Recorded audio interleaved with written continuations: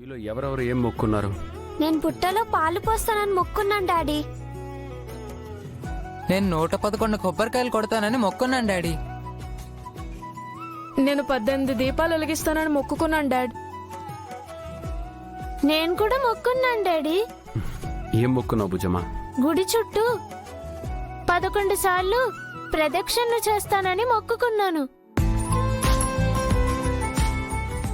వాళ్ళంటే అమర్ సొంత పిల్లలు, నువ్వెందుకు మొక్కుకున్నావు? నేను కూడా డాడీ సొంత కూతుర్నే కదా ఆంటీ. ఏంటి, నువ్వు అమర్ సొంత కూతురువా? సార్ బుజ్జమ్మను తన సొంత కూతురులా చూసుకుంటారు కదా మనోహరి. అవునండి, అందుకే కదా సార్ని బుజ్జమ్మ డాడీ అని పిలుస్తుంది. సరే, మీరు వెళ్ళి మొక్కులు తీర్చుకోండి, నేను ఇక్కడే ఉంటాను. మిస్ అమ్మా, నువ్వు పిల్లలకి తోడుగా వెళ్ళు. అదే నేను చెప్పబోతున్నాను సార్. నేను దగ్గరుండి పిల్లలతో మొక్కులు చెల్లిస్తాను. పిల్లలు రండి. సార్, నేను కూడా వెళ్ళి వాళ్ళకి కావాల్సిన ఏర్పాట్లు చేస్తాను సార్. అలాగే. పదండి.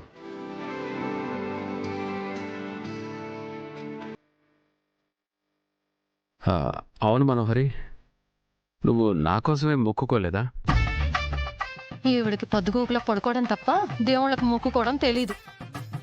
ఆ, ఎందుకు మొక్కుకోలేదు అమర్? వీళ్ళంతా చాలా లేట్, ఇప్పుడు మొక్కులు చెల్లిస్తున్నారు. నేనెప్పుడో మొక్కు చెల్లించాను. ఎప్పుడో అంటే?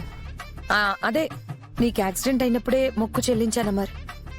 యాదవ చెప్పు. అవును సార్, మనోహరి మేడం అప్పుడే మొక్కు తీర్చేశారు.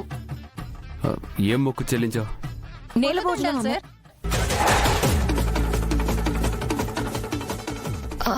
నేను చెప్తున్నాను కదా యాదమ్మా, నువ్వెందుకు తొందరపడతావు? నా కోసం నేల భోజనం చేసావా? పొర్లు దండాలు పెట్టావా? మీ ఇద్దరిలో ఎవరు చెప్పింది రైట్? ఇద్దరం రైట్ అమర్. ముందు పొర్లు దండాలు చేసి తర్వాత నేల భోజనం చేశానని చెప్పబోతున్నాను, ఈలోపు యాదమ్మ చెప్పేసింది. మీరు పొర్లు దండాలు నేల భోజనం చేశారా? ఎప్పుడమ్మా? ఏ గుళ్ళో? ఈ గుళ్ళోనే పంతులు గారు, చాలా రోజులైంది. నేను మిమ్మల్ని ఎప్పుడు ఈ గుళ్ళో చూడలేదే. ఆ రోజు మీరు లీవ్ లో ఉన్నారు, వేరే పంతులు గారు ఉన్నారు. లీవ్ పెట్టడానికి ఇదేనా ఆఫీసా అమ్మా? గుడి. 365 రోజులు నేను ఇక్కడే ఉంటాను, నా నివాసం కూడా ఇక్కడే. అయితే ఇప్పుడు ఏంటండి, మీరు మా మేడం ఏమి చేయలేదంటారా? నాకు తెలిసి చేయలేదు.